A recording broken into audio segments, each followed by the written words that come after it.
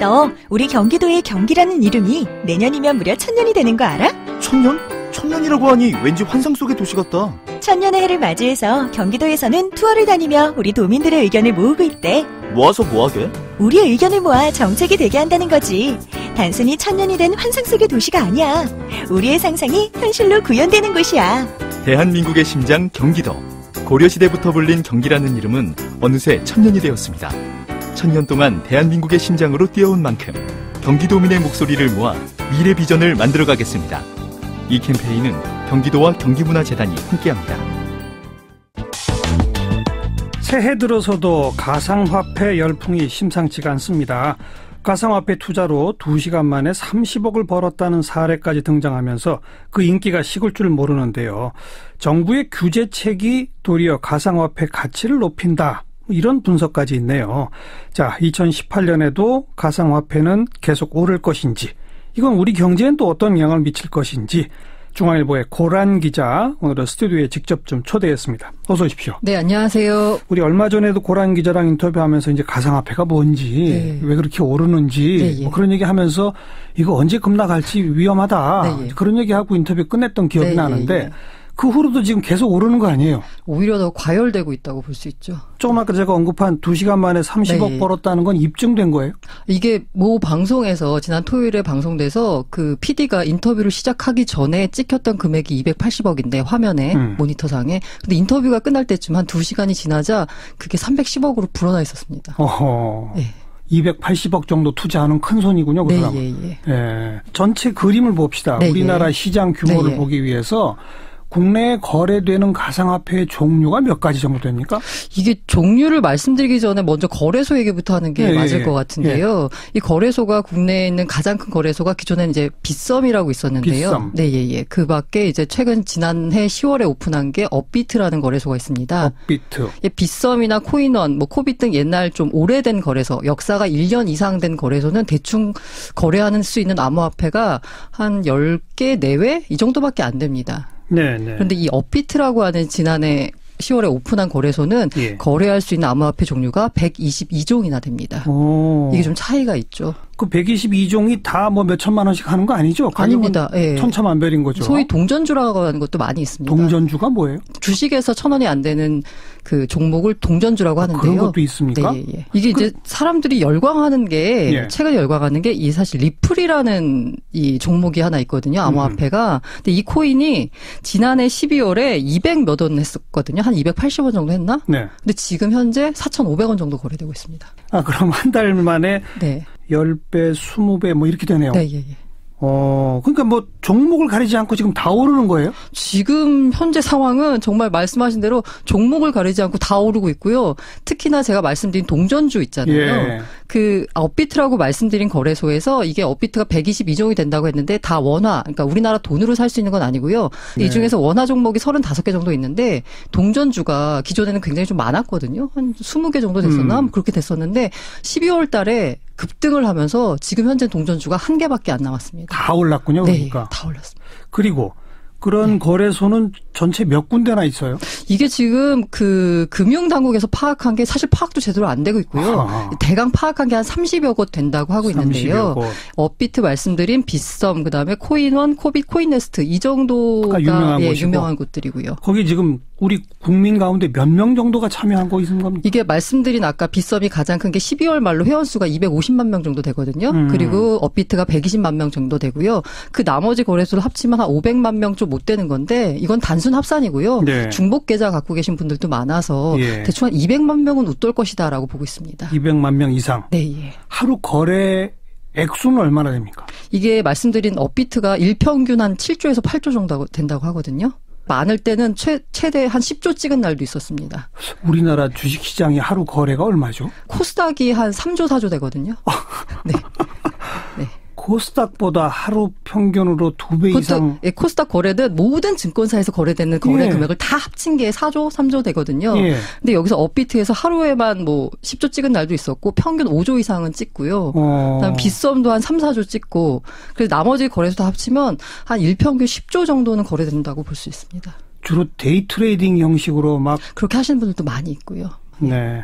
근데 빗썸이 제일 유명하다가 네, 예. 갑자기 그 업비트라고 하는 게 네. 그렇게 유명해진 이유는 뭐예요? 그리고 네. 또 거기서 그렇게 거래하는 될 수 있는 종목이 많은 건 또 네. 이유가 뭐예요? 첫 번째 종목이 많은 거는 그 세계적인 거래소 비트렉스라고 있거든요. 거기하고 독점 제휴를 해서 비트렉스 상장된 종목을 그대로 거래할 수가 있습니다. 예. 그렇기 때문에 종목이 상당히 많고요. 예. 그래서 업비트를 이용하시는 분들도 있고요. 예. 옛날에 사고 싶은 종목이 있으면 해외 거래소를 이용해야 됐었는데 조금 불편하거든요. 아무래도 다 영어로 돼 있고 하다 보니까. 예. 그런데 지금은 쉽게 거래할 수 있는 거고, 그리고 이게 후발주자다 보니까 수수료를 절반 수준으로 다운시켰습니다. 아하. 거래할 때 사고 살 때 팔 때 각각 0.1%씩 매기는데 여기는 절반 0.05%씩이고요. 네. 무엇보다 가장 큰 이유가 이 업비트가 카카오의 100% 자회사인 K큐브 벤처스가 투자한 두나무란 회사의 자회사입니다. 복잡하네요. 좀 복잡한데요. 카카오의 한 증손자쯤? 네, 그렇죠. 아. 이게 정확한 자회사는 아니고 이렇게 뭐 투자회사 이렇게 연결됐는데 어쨌든 관련돼 있거든요. 네. 그렇다 보니까 이 카카오톡 플랫폼을 기반으로 해서 회원 가입이 됩니다. 저도 회원 가입을 해봤는데요. 네. 제가 카카오톡 가입자고 아마 전 국민이 카카오톡 가입자일 것 같은데 예. 가입자인 경우에는 클릭 몇 번만 하면 바로 회원 가입이 됩니다. 거래소에 회원 가입이 쉽더라. 쉽고요. 아. 거기다 만약에 내가 돈을 입금하고 싶으면 예. 실명 계좌만 연결시키면 바로 거래할 수 있습니다. 그 쉬워서 여기를 더 많이 그렇죠. 이용한다. 그런 거군요. 네, 예. 그 그림이 그려지네요. 네. 작년 가을부터 다들 가상화폐 막 네. 그러니까 나도 한번 해볼까? 예. 근데 꽤 어려울 거야. 맞아요. 가만히 있어. 카카오톡 하면 된다며? 네, 맞아요. 이렇게 된 거군요. 그렇죠. 그래서 이렇게 이렇게 코인 시장에 11월, 12월에 새로 진입하신 분들을 가리켜서 이 용어로는 코인 어린이, 줄여서 코린이. 예, 코린이들. 예. 그래서 업비트에 코린이들이 많다. 그래서 네. 그래서 나타난 현상이 뭐냐면 이게 보통 해외 거래소와 국내 거래소는 가격 차이가 벌어지거든요. 왜냐하면 국내에 투자하시는 분들이 해외 계좌가 없기 때문에 해외 네. 거래소에서 사기가 힘들거든요. 예. 그렇기 때문에 국내에선 더 수요가 많고 해서 더 비싸게 거래됩니다. 네. 그런데 주목할 만한 건 이 업비트에 코린이들이 많다 보니까 업비트에서 거래되는 가격이 다른 빗썸이나 코인원에서 되는 가격보다 5% 안팎 비싸게 거래됩니다. 더 비싼데도 거기를 그냥 사는 거죠. 초보자들이니까 네, 예. 딴 데 갈 줄 모르고 그렇죠. 그냥 산다. 굳이 비교를 안 하시는 거죠. 네. 근데 어쨌든 좀 비싸도 네. 산다는 얘기는 네. 너도 나도 사자는 얘기는 네. 그래도 오른다는 얘기잖아요. 그렇게 믿고 계시는 거죠. 아니 근데 실제 지금 가격 그 추이가 오르고 그렇잖아요. 있습니다. 네, 예. 그렇죠. 네. 그럼 정말로 떼돈 번 사람들이 그렇게 많아요? 사실 제가 들은 저도 뭐 각종 암호화폐 커뮤니티에 가가지고 보면 수익 인증하는 글들이 가끔씩 올라오거든요. 그러면은 뭐 어떤 특정 종목을 50원에 샀는데 해당 종목이 지금 1,500원이 돼서 몇 배를 벌었다. 그래서 80억 계좌가 찍힌 걸 이제 인증하는 화면이 막 돌아다니고요. 그리고 뭐 제 후배 친구는 그 같은 부서에 있는 과장님이 회사를 그만뒀는데 알고 봤더니 뭐 20억을 벌고 회사를 나가셨다더라. 뭐 이런 얘기들이 횡행하고 있죠. 네. 이렇게 워낙 억 단위로 번 사람들, 수십억, 수백억 단위로 벌었다는 사람이 많기 때문에 내가 투자해서 사실 몇 천만 원을 벌어도 이렇게 돈을 번 사람들까지 우울증에 시달리고 있습니다. 몇 천만 원 벌었는데 우울증? 왜냐하면 그때 좀 더 투자했으면 가볼 수 있었는데 예, 아까운 거죠. 그리고 투자한 사람, 돈을 번 사람도 우울증이고 돈을 못 번 사람들도 우울증입니다. 왜냐하면 투자했으면 돈 벌었을 텐데. 네. 라고 생각하는 거죠. 난 그때 50만 원 갖고 시작했는데. 네, 맞아요. 그때 만약 500만 원이었다면, 5천만 원이었다면. 그러면 내가 몇 천만 원이 아니라 몇 억을 벌 수 있었고 네, 예. 이런 식으로. 모두가 다 박탈감이네요. 사실, 네, 그렇죠. 모두가 다 박탈감? 네. 약간 어쨌든 이렇게 사회 전반적으로 해서 우울증이 확산되고 있다고 해서 이걸 일명 코인 우울증이라고 부르기도 하더라고요. 그다음 여기 투자하는 사람들은 네, 지금 예. 가격 변동이 워낙 급변동하고 네, 맞아요. 이거는 이 거래 시간이 정해져 있는 게 아니잖아요. 24시간 거래됩니다. 그러니까 거의 폐인이 된다는 얘기를 들었어요. 그냥 계속 네. 스마트폰만 컴퓨터만 네. 들여다보고 있는 사람들. 그래서 이 업계에서 떠도는 말 중에 그런 게 있는데 코인 투자하고 있으면 5분마다 스마트폰을 확인하고요. 코인을 팔아도 1분마다 확인한다고 합니다. 내가 판 다음에 또 올랐을까 봐. 그렇죠. 예. 그래서 그런 용어를 심리학적 용어를 가리켜서 FOMO라고 표현하거든요. Fear of Missing Out인데요. 어떤 큰 이벤트가 벌어졌을 때 내가 거기 혹시나 소외될 수 있지 않을까라고 해서 그걸 항상 들여다보고 그 시장에 뛰어드는 이런 심리를 말하는데요. 그에 반대되는 게 FUD라는 건데 이거는 어떤 가격이 급등했을 때 급락할 수도 있다라는 그렇죠. 위험이거든요. 두려움, 피어. 그런데 지금 현재 이 시장에서 벌어지는 건 포드보다는 포머. 내가 이 큰 이벤트, 이렇게 큰 돈 벌 수 있는 기회에서 빠지면 어떡하나.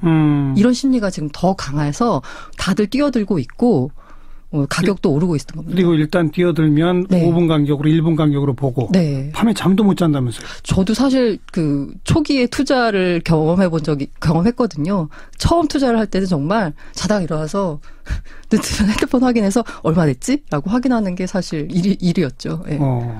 아니 누구라도 그렇게 급변동하는 걸 궁금해서 어떻게 참겠어요? 그렇죠. 그렇죠? 네. 예. 이 정도로 짧은 시간에 높은 수익을 낸다. 이게 정상입니까? 지금 혹시 과거에 주식 투자를 해보셨던 분들은 90년대 말 코스닥 버블 그렇죠. 생각하시면 될 것 같아요. 그때 보면 뭐 특정 종목 같은 경우에는 한 달 이상 상한가. 매일매일 상한가. 네, 그렇죠. 그렇게 기록한 종목들도 있었거든요. 그런 정도의 열기가 있었고 당시에도 대학생들이 너도 나도 주식 계좌 열어서 투자하는 열풍이 일었었고요. 지금도 그렇다고 보면 되는데 지금이 더 심각한 거는 거래 시간이 정해지지 않다는 거. 그러니까 한밤중까지도. 게다가 지금 설명 들어보면 참가자 숫자도 어마어마하고 거래 액수도 어마어마하기 때문에 이거 그냥 일시적이라고 말하기 어려울 것 같아요. 그런데 장이 이렇다 보면 반드시 작전 세력이 등장하죠. 그렇죠. 특히나 이게 이제 글로벌리 거래되기 때문에 시가총액이 큰 비트코인 같은 종목들은 작전이 들어가기 어렵거든요. 그런데 시가총액이 작은 종목들. 아까 말한 동전주 같은 거. 맞아요. 그리고 거래량이 적은 것들. 이거는 펌핑방이라고 부르거든요. 펌핑, 가격을 이렇게 띄어 올린다라고 하는 펌핑방에서 무슨 호재가 있다라면서 일단 주식을 코인을 매수한 다음에 호재가 있다라고 일종의 찌라시를 뿌리는 겁니다. 여기저기 돌아다니면서 그렇게 하고 나서 사람들 가격이 오르기 시작하면 뭐지 하고 다른 개인 투자자들이 뛰어드는 거죠. 그럼 고점에서 던집니다. 그때 팔아내고. 그러면 개인 투자자들은 고점에서 잡는 거기 때문에 가격은 급락하고 손실이 커지게 되는 거죠. 그렇게 된 개인 투자자들을 시체라고 부르고 있고요. 오늘 최종구 금융위원장이 가상통화 관련해서 기자간담회 했습니다. 그동안에도 정부는 가상통화 관련해서 여러 차례 무슨 대책들을 발표하긴 했는데 일각에서는 정부가 규제책을 내놓으면 오히려 가상화폐 인기가 올라간다. 그런 얘기도 있잖아요. 왜냐하면 정부가 대책을 발표할 때마다 이 암호화폐, 가상화폐를 모르던 분들도 뭐지 이게? 관심을 갖게 되고. 그렇죠. 그러면서 이렇게 보다 보면 이렇게 돈을 많이 벌 수 있는 기회가 있단 말이야? 라고 오히려 더 시장에 뛰어드는 거죠. 그런데 이 정부 규제가 어려운 이유가 이게 말씀드린 대로 글로벌 시장입니다. 그렇죠. 국내에서 거래를 막아도 해외 거래소로 코인을 보내면 거기서 거래할 수 있습니다. 그러니까 오늘 최종구 위원장이 말한 것도 그냥 시중은행들 좀 관리 감독 좀 잘해라. 그렇죠. 그 정도잖아요. 근데 그거 가지고 대책이 안 되는 거죠. 대책이 사실 정부 입장에서도 참 곤란할 것 같아요. 없던 시장이고 규제할 수도 없는 시장이고. 올해를 전망하면 어떻습니까? 작년에는 아무튼 연초에 대비 12월 달까지 뭐 수십 배 뛰는 그런 상황이었는데 금년에 어떨까요? 제가 전망을 말씀드리는 게 맞는지 모르겠지만 저는 암호화폐 시장이 이게 블록체인 기술하고 연결돼 있기 때문에 소위 말하는 4차 산업혁명의 기본 기술이고요. 그렇기 때문에 시장 자체는 더 커질 거라고 보고 있고요. 그렇지만 시장 자체가 커지는 것과 내가 산 암호화폐가 오르는 건 다른 문제거든요. 그래서 내가 산 암호화폐가 정말 기술력이 있고 좋은 화폐라면 가격이 오를 테지만 그렇지 않다면 소위 말하는 상장 폐지가 될 수도 있는 거고요. 그렇죠. 아까 그 90년대 코스닥 버블 얘기했잖아요. 매일 상한가 뭐 한 달 이상. 그 결과는 어떻게 됐죠? 그 종목들 상장 폐지됐죠. 그렇죠. 그렇지만 그 코스닥 버블 가운데서도 살아남은 종목들이 미국에서는 아마존, 구글 이런 친구들이 살아남았고요. 국내에서는 네이버라는 기업이 탄생을 했고요. 이렇게 암호화폐 시장 열기가 지금은 투기에 가까울 정도로 크지만 이 투기 과정을 거치면서 옥석이 가려지면서 한국의 네이버, 미국의 구글 이런 게 암호화폐 시장에서도 나올 수 있다라고 봅니다. 나올 수 있을 수도 있고. 암호화폐, 가상화폐의 특징상 이거는 실물이 없는 거고 기업도 없는 거고 그렇잖아요. 기업. 뭔가 중앙 서버가 없는 거죠. 영업을 해서 이익을 내는 그런 게 없잖아요. 그죠? 전체가 사라질 수도 있는 거 아닙니까? 논리적 가능성으로는? 전체가 사라지긴 어렵고요. 블록체인 기술은 살아남을 거라고 보고 있습니다.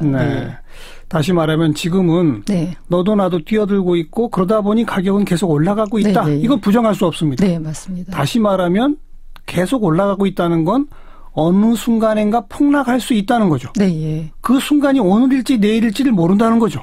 제가 그 이더리움이라는 암호화폐를 만든 비탈릭 부테린을 지난해 9월에 인터뷰를 하면서 물어봤어요. 버블 맞냐? 이랬더니 그 친구가 하는 말이 버블 맞다. 그런데 이 버블이 언제 꺼질지 어디까지 갈지는 나도 모르겠다. 라는 얘기를 했더라고요. 네. 네. 아무도 모릅니다. 네. 그러나 꺼지는 건 분명합니다. 언제가 될지는 모르는 거죠. 꺼지는 건 분명하죠. 네, 예. 버블은 꺼지는 거니까요. 네. 청취자분들은 거기에 좀 귀를 기울였으면 전 좋겠습니다. 수고하셨습니다. 예, 감사합니다. 중앙일보 고란 기자였어요.